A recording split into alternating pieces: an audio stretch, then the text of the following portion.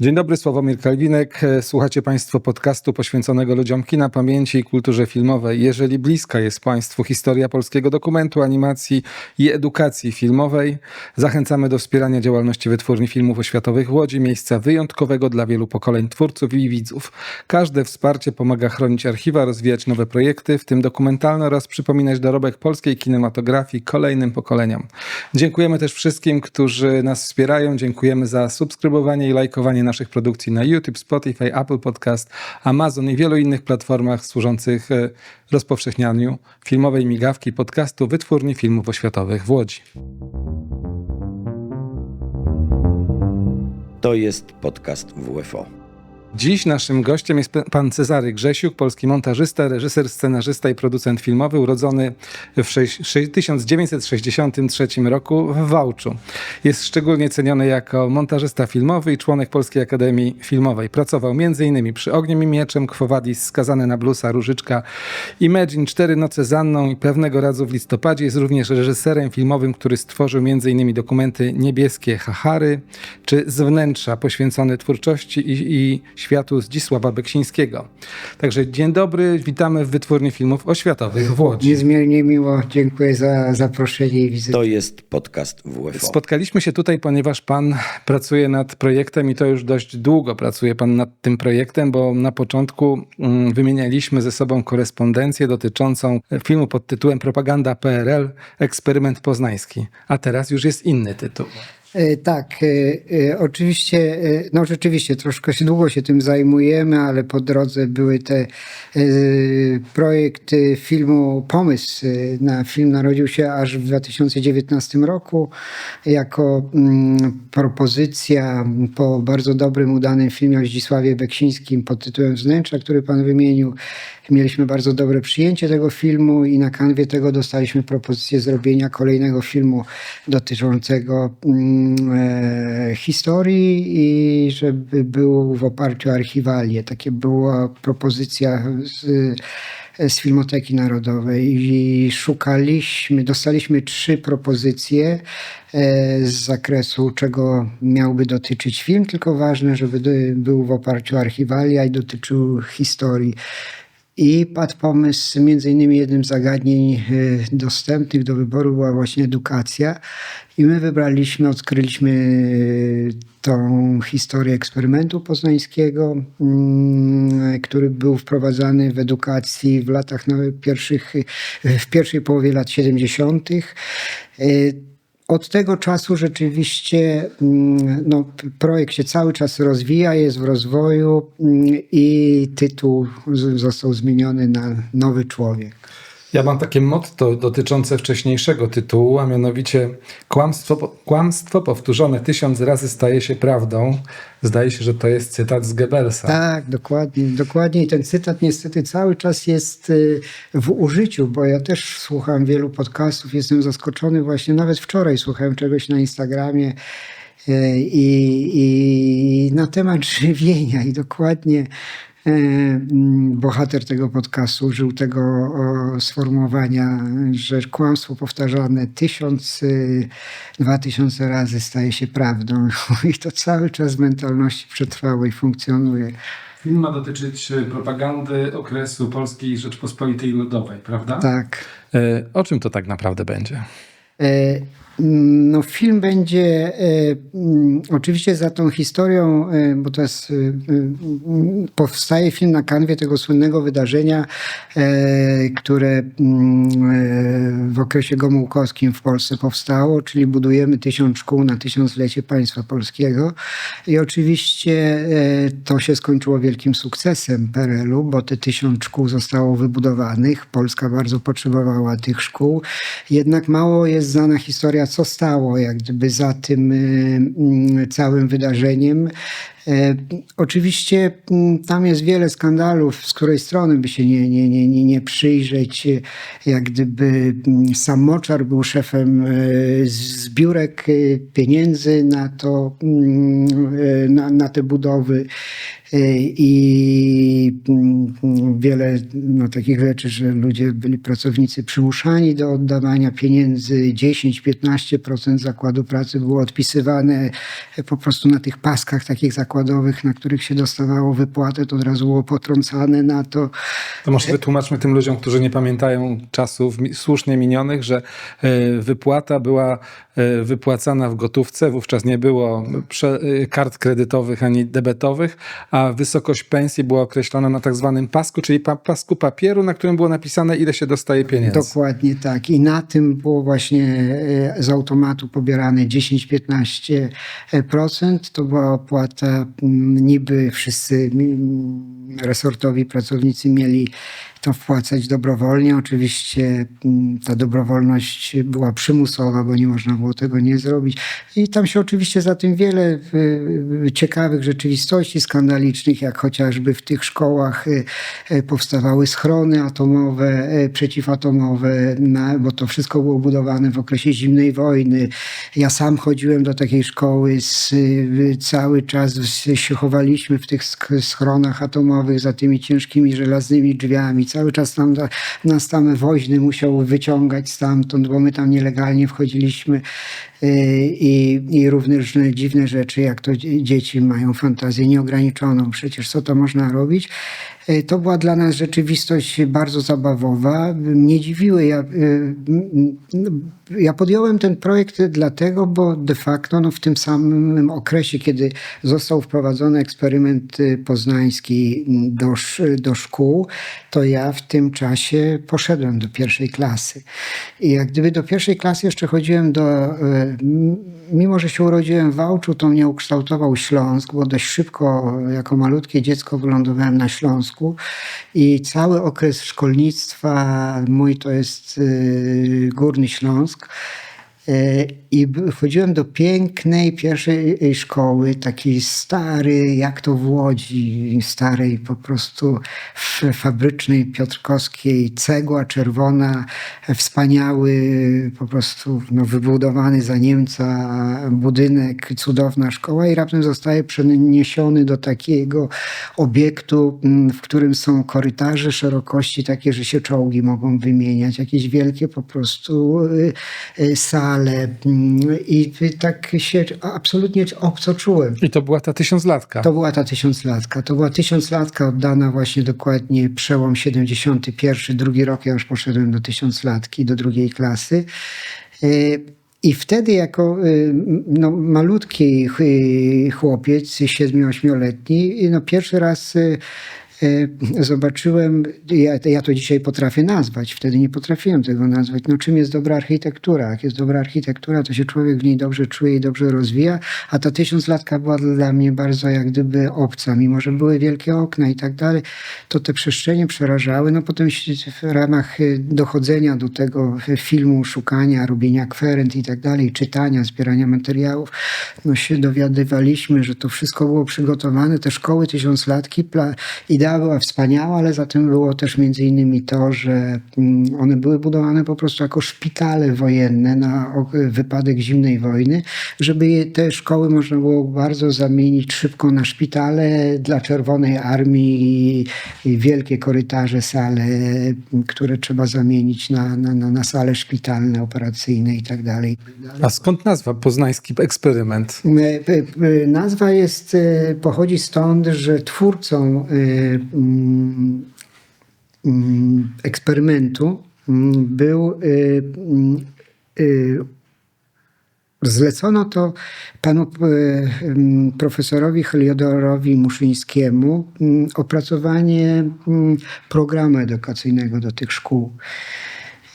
I jak gdyby my się koncentrujemy, ja myślę, że tych skandali o PRL-u już było bardzo dużo i bardzo dużo wiemy, już my nie chcemy brnąć w te po prostu zimne wojny, atomowe schrony, tylko o czym ma być film? Film ma być po prostu o dziecku. Najważniejsze dla nas jest dziecko, które jest poddawane indoktrynacji ideologicznej. I koncentrujemy się na tych cudownych maluchach, które przychodzą do szkoły pełne nadziei, że przychodzą w dobre miejsce, które ma im coś tam dać dla przyszłości.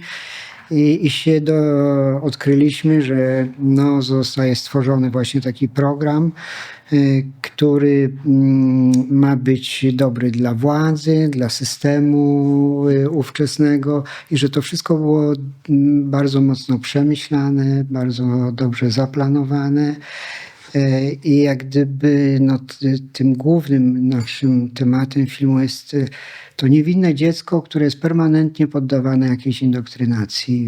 I to jak się dowiedziałem o tym, to mnie to bardzo poruszyło, bo brałem parę lat udział w tym i nie wiedziałem, że ktoś po prostu mnie programuje.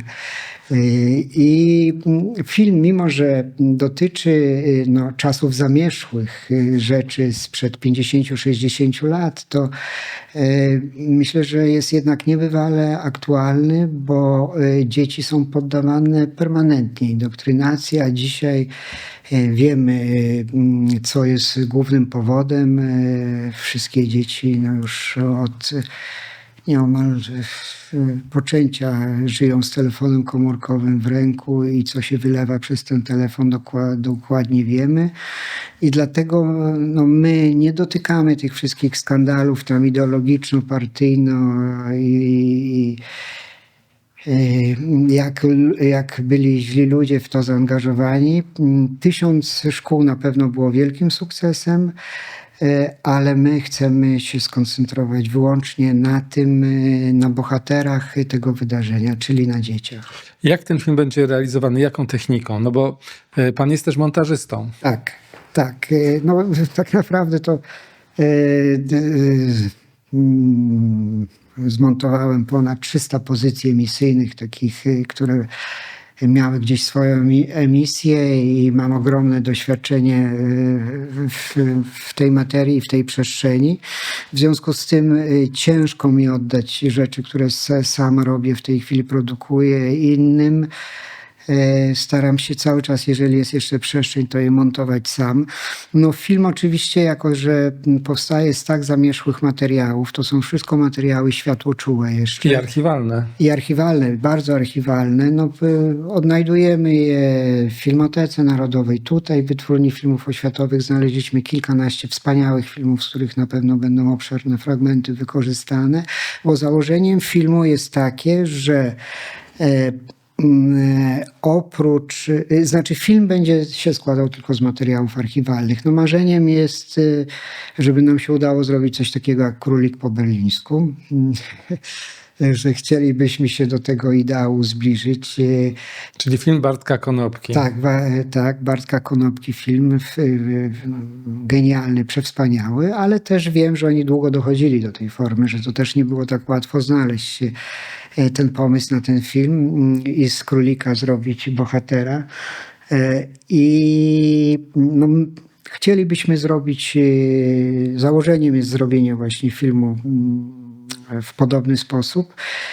Jednak mieliśmy niebywałe szczęście, bo po wielu, naprawdę kilku latach zabiegania o wywiad z twórcą eksperymentu poznańskiego, czyli z ideologiem całego tego programu, który wtedy został dobrze wypracowany w oparciu tam o różne doświadczenia pedagogiczne pana profesora. I ten program, tak jak powiedziałem, stworzył pan profesor Heliodor Muszyński, który się nazywał Eksperyment Poznański, bo wtedy też nikt nie wiedział, co z tego może tak naprawdę się jeszcze wydarzyć, narodzić i w którą stronę to pójdzie. Pan profesor chciał to utrzymać na poziomie kilku szkół w Wielkopolsce i Poznaniu, tylko niestety wymknęło mu się trochę to spod kontroli, bo plenum partii, zjazd partii postanowił, że trzeba to wprowadzić, że to jest dobre, że trzeba to wprowadzić decyzją właśnie władzy partii, że to będzie wprowadzone do całej Polski, do wszystkich szkół tysiąclatek. No i wtedy ten program, tak jak miał, nawet i miał wiele swoich dobrych rzeczy, takich które rozwijały dzieci w pewien sposób, to przez to, że się wymknął jak gdyby spod kontroli całkowicie, no, poniósł kompletną klęskę. Ostatecznie i już pod koniec lat 78 rok, de facto 79 już zanikał.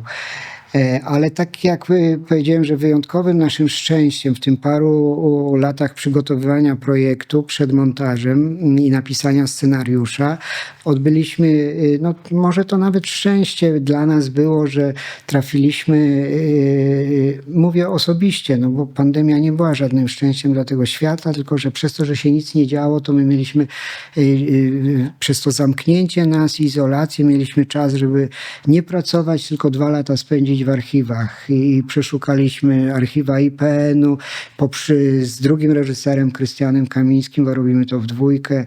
Każdy z nas przeczytał, myślę, po kilka tysięcy stron w archiwum Aknowych, w archiwach IPN-u. Dość dobrze no, odbyliśmy, myślę, że to były setki godzin na kwerendach materiałów. W związku z tym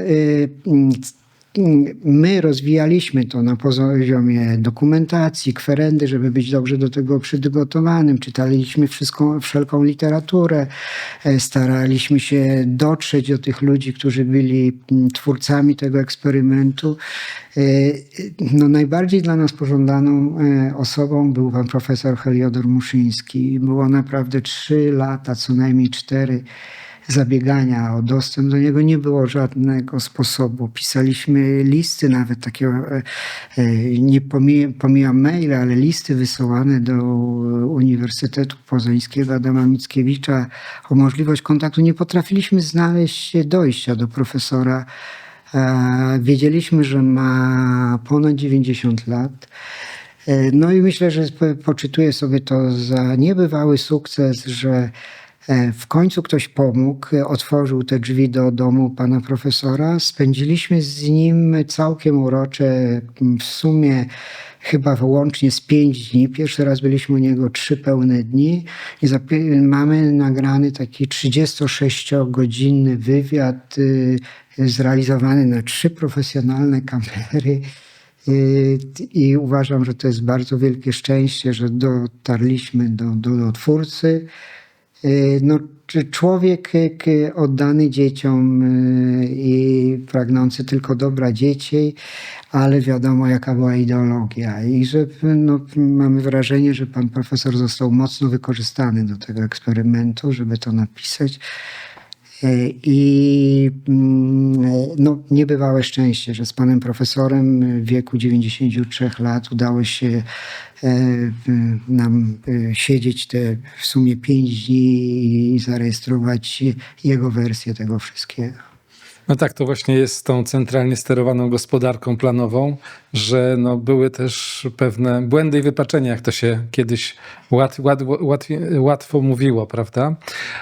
Był pan przez moment na spacerze po Wytwórni Filmów Oświatowych w Łodzi, zmieniając temat. Jak się panu tutaj podoba? Znaczy, ja jestem oczarowany. Panie Sławku, no po prostu... Jakbym miał to określić, dobra, chyba to określę najbardziej, może tak filmowo. Ja mam powrót do przeszłości, bo ja się wychowałem na nośnikach analogowych. Ja zacząłem pracować w filmie, znaczy najpierw wyrosłem w fotografii celuloidowej. Parę lat biegałem za Ryśkiem Rildem z aparatem fotograficznym jako techniczny dżemu i fascynowała mnie fotografia jako młody chłopak, że mogę przebywać w takich środowiskach muzyków. Byłem przez kilka lat z serdecznym przyjacielem Ryśka Rildla i ten celuloid był wtedy jedynym nośnikiem, na którym mogliśmy rejestrować rzeczywistość. Nic innego nie było. I trafiłem do filmu w połowie lat 80., kiedy też tylko film powstawał na celuloidzie. Jeszcze no, te kamery pierwsze cyfrowe i umatiki dopiero się zaczęły tam pojawiać. I dzisiaj, kiedy tutaj przyszedłem i zostały to otworzone przede mną wszystkie magazyny i te po prostu sterty puszek. Ja prosiłem o otworzenie wielu puszek, wąchaliśmy je po prostu, czy one mają właściwy zapach. No... ludzie lubią zapachy. Świat zapachów dla mężczyzn, dla kobiet jest cudowny. No tak, ale to na jest lotnisku sam ale ten wącham te odstęp papierki. śmierdzi, powiem wprost. Ale nie zawsze. To nie zawsze. I ja mówię, ja wyrosłem w tych zapachach. Ja myślę, że to tak nam śmierdzi wejście do obory, ale jak rolnik wchodzi do obory, to jemu nie śmierdzi. On po prostu przebywa w swoim otoczeniu i on nie ma problemu z zapachem tego, co tam jest, leży, prawda? No dzisiaj został otworzony przede mną świat, mówię, powrót do przeszłości. I co pan zobaczył takiego, czego się pan nie spodziewał zobaczyć?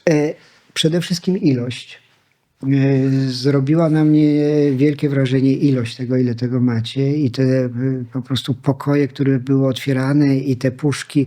I ja wiem, że puszka polska stara ma srebrny kolor i rdze, albo jest złotawa i też ma rdze, że orwowska puszka jest taka, że akwowska puszka jest taka, że puszka Fuji jest taka, że Francuzi mieli srebrne puszki. Ja się w tym świecie wychowałem przez wiele, wiele lat. Ja jeszcze mój debiut fabularny Pułkownika Kwiatkowskiego montowałem na celuloidzie i de facto do samego końca z panem Kazimierzem Kucem pracowaliśmy na taśmie celuloidowej, filmowej, montowaliśmy filmy.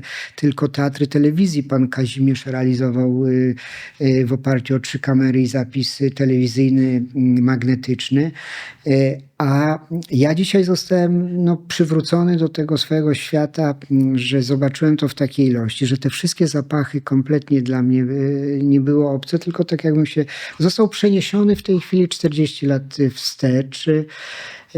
I ja myślę, że wszyscy z tego naszego pierwszego doświadczenia zawodowego, kiedy praca jest pasją, kiedy my artyści mamy wyjątkowe szczęście, że nasza praca jest naszą pasją i że de facto każdy projekt jest inny, bo każdy film jest inny, że to nie daje nam się starzeć, ale jak gdyby musimy zmieniać technologię, bo świat się dzisiaj tak zmienia. Było pytanie, jak będzie powstawał ten film, oczywiście który robimy o edukacji. Wszystkie te stare taśmy filmowe, które są jedna w takiej szerokości, jedna takiej, jedna ma 8 mm, kolejna ma 16 mm, kolejna 35 mm. To wszystko musimy zdigitalizować, jak się to mówi, do jednego nośnika formatu cyfrowego. Jest to wielkie przede wszystkim przedsięwzięcie technologiczne. Mamy informacje, my spędziliśmy na kwerendach materiałów 2 lata, oglądaliśmy myślę, że raczej tysiące pozycji niż setki. To wszystko mamy już precyzyjnie powybierane od timecodu do timecodu, co chcemy wykorzystać. No i oczywiście film powstanie w technice cyfrowej. Dzisiaj standardem jest 4K, dlatego będziemy to wszystko jak gdyby podnosili do rozdzielczości 4K, ale my się musimy rozwijać. Świat się zmienia technologicznie, my musimy jak gdyby iść za tymi technologiami współczesnymi, które też nam dają jednak rozwój cały czas, że to nam daje, że musimy być na bieżąco. Też nam daje możliwość tak jak to nazwałem, nie starzenia się, że musimy być cały czas młodzi.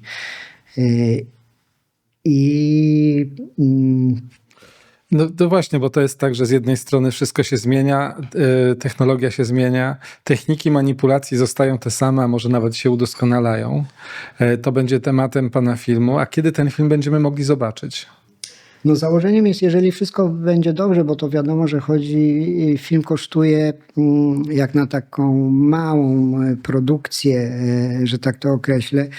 Dostaliśmy dofinansowanie i za to bardzo jesteśmy wdzięczni. Dziękujemy z Polskiego Instytutu Filmowego, gdzie też uwierzono w ten projekt. Niestety dofinansowanie nam przyznano 3 lata temu. Przez 3 lata na rynku się tak ceny zmieniły, chociażby samych archiwali, w tej chwili materiałów archiwalnych. To jest przez kilka lat wzrost w tej chwili o 100-200% w nośnikach.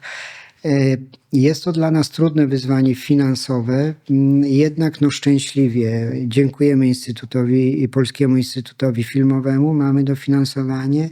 Dołączyła do nas obecnie de facto całkiem niedawno telewizja publiczna i też wchodzi w ten projekt. Wchodzi w to Wytwórnia Filmów Dokumentalnych i Fabularnych w Warszawie. No i tutaj moja wielka wdzięczność do tego miejsca, gdzie jestem i do pana, panie Sławku, za to, że też wy uwierzyliście w ten projekt, bo chodzi o to, że ja w życiu miałem wiele pomysłów i widzę często, jak pomysły muszą zostać na półce, mimo swojej wspaniałości, ciekawości i tak dalej, że samo to, że Polski Instytut Filmowy po przyznaniu dofinansowania daje tylko 3 lata czasu na to, żeby wykorzystać to. Jeżeli tego nie wykorzystamy, przepada dofinansowanie, a z kolei Instytut daje tylko 50% pieniędzy. To drugie 50% trzeba gdzieś znaleźć, pozyskać i tak dalej. Dlatego jest trudne szukanie koproducentów na archiwalne materiały, na stare historie. Świat dzisiaj, mówimy, zmienia się, wszyscy chcą się karmić krótkimi rolkami, ale szczęśliwie mamy za sobą tutaj Wytwórnię Filmów Oświatowych plus te instytucje, które wymieniłem.